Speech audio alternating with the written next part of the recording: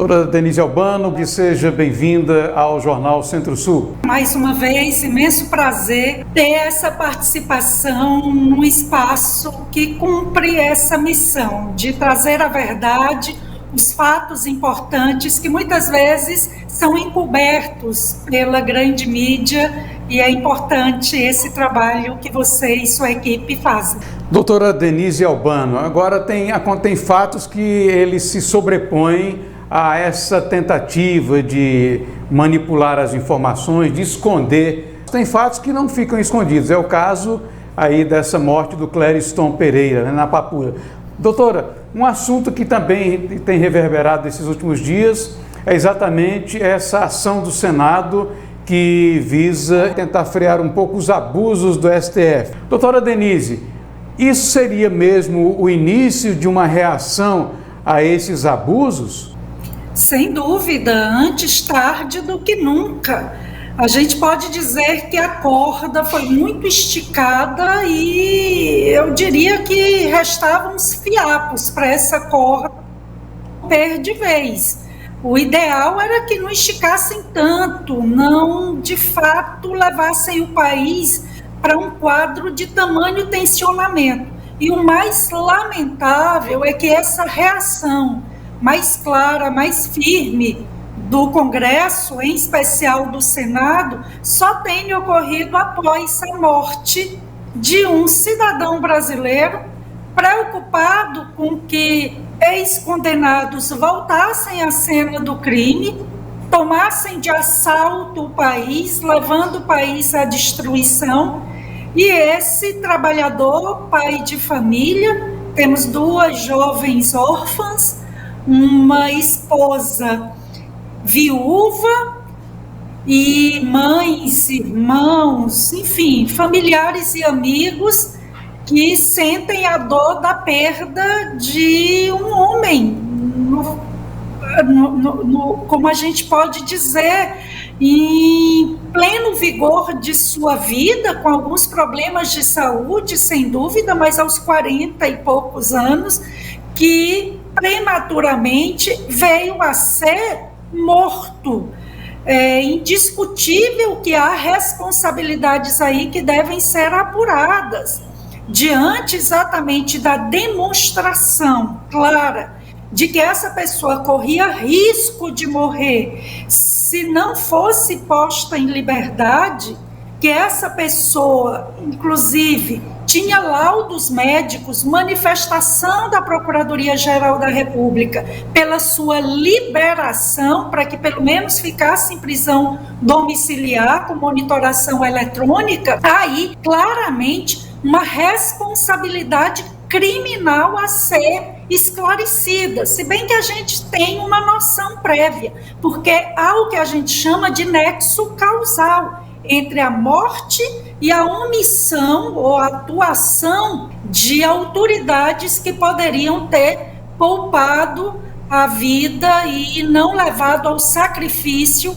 esse cidadão. É lamentável que a gente tenha um cadáver para que essa reação se inicie. Repare, Erivan, quem nos acompanha, que essa PEC, que é uma proposta de emenda constitucional, ela já tramita desde 2021. Então, jornalistas difundirem, como uma jornalista bastante conhecida, ligada ao Grupo Globo, que a democracia fica ameaçada por conta dessa iniciativa, é um absurdo, porque é uma iniciativa que já vem há 4 anos e me permita aqui, Erivan, dizer bem brevemente de que trata essa PEC.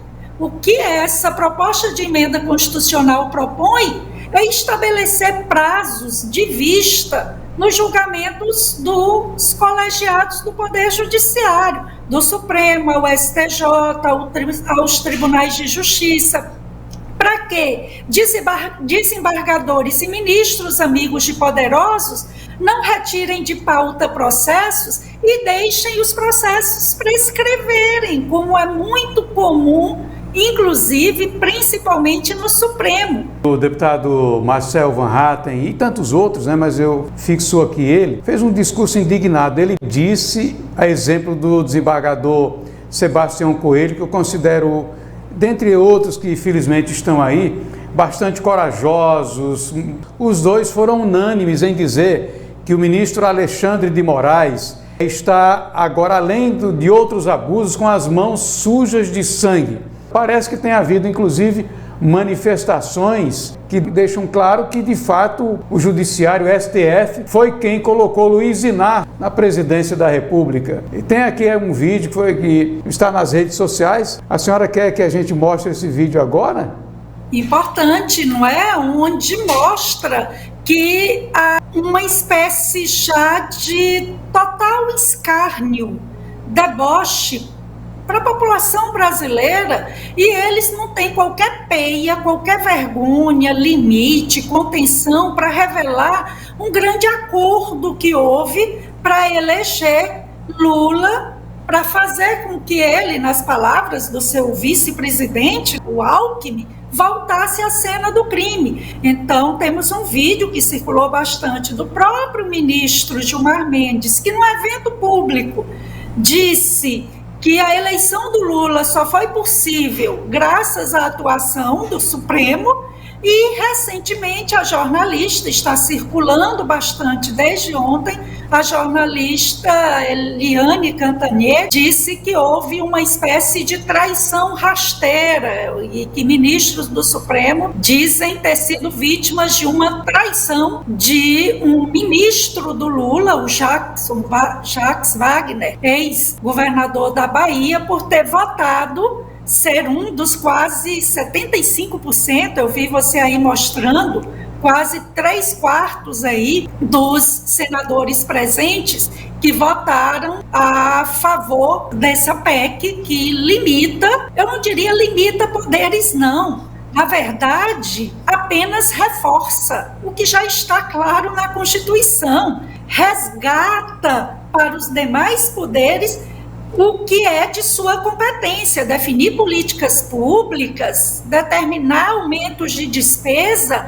é legislativo, executar políticas públicas é executivo. Então, eu diria que não é de limitação de poderes, não, é de resgate das competências constitucionais dos outros poderes que estavam sendo usurpadas, tomadas de assalto por ministros do Supremo. Mas é importante a gente ver essa postagem da Eliane Cantanhede e o próprio vídeo do ministro todo-poderoso Gilmar Mendes. Ministros do Supremo classificam como traição, aquilo que a senhora falou, traição rasteira, o voto do líder do governo no Senado, Jacques Wagner, contra eles, depois de toda a resistência ao golpe neles, aqueles que dizem isso é o golpe bolsonarista. O recado é, ou o Jacques Wagner sai, ou não tem mais papo do STF com o Planalto.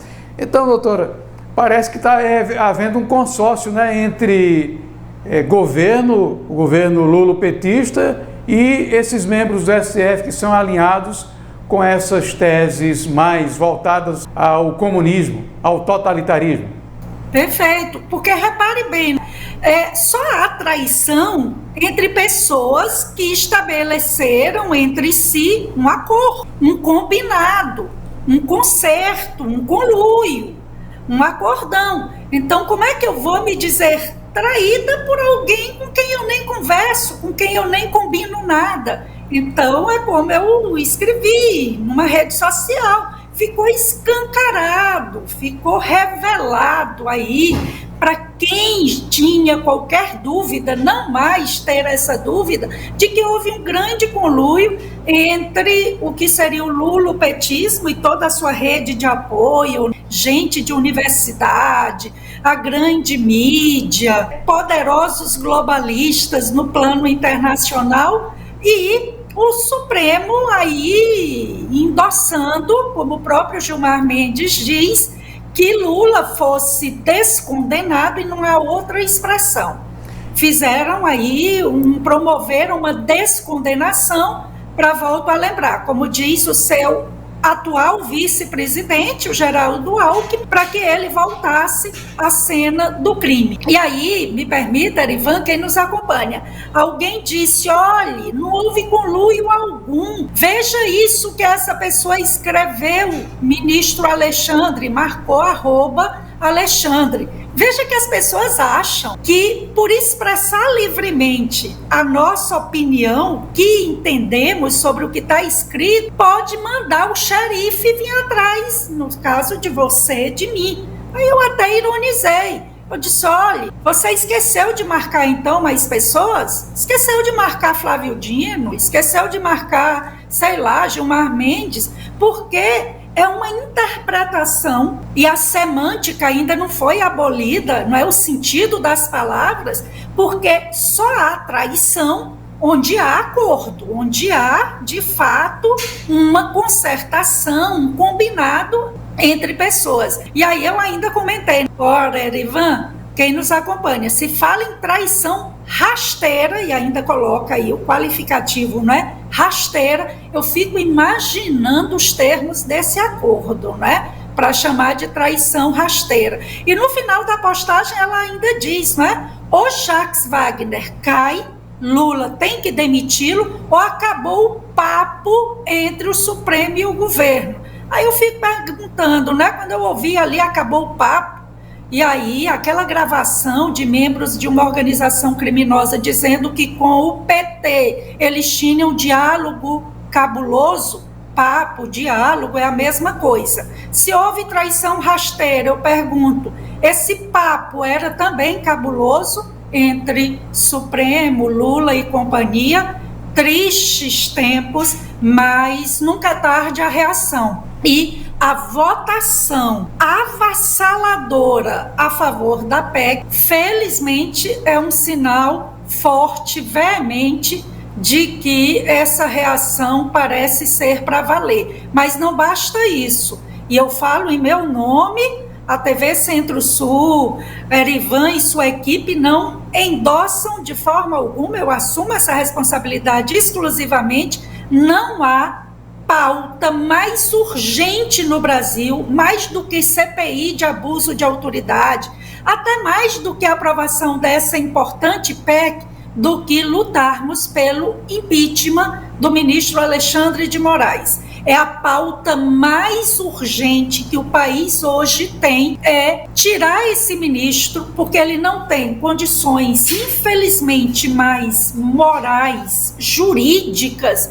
de continuar ocupando uma cadeira na mais alta corte do país. Está demonstrado, sim, que algum nível de responsabilidade, eu não vou me precipitar a dizer qual, mas eu sou professora de Direito Penal e Processo Penal há quase 30 anos, minha dissertação de mestrado, minha tese de doutorado, sem querer me vangloriar, mas apenas para dizer que não estou falando como uma leiga e apenas opinando, mas há sim um nexo causal entre a atuação do ministro Alexandre de Moraes nesses casos de decretação de prisões e a morte do Clériston. Há sim um nexo causal. Existe no direito o princípio ou o instituto do dolo, ou seja, responde pelo crime não apenas quem quis o resultado e agiu para produzir o resultado, é o que a gente chama, no linguajar jurídico, de dolo direto, E existe ainda o chamado dolo indireto ou eventual, que se equiparam. O dolo eventual ocorre quando a pessoa, mesmo sem querer o resultado, assume o risco de produzi-lo.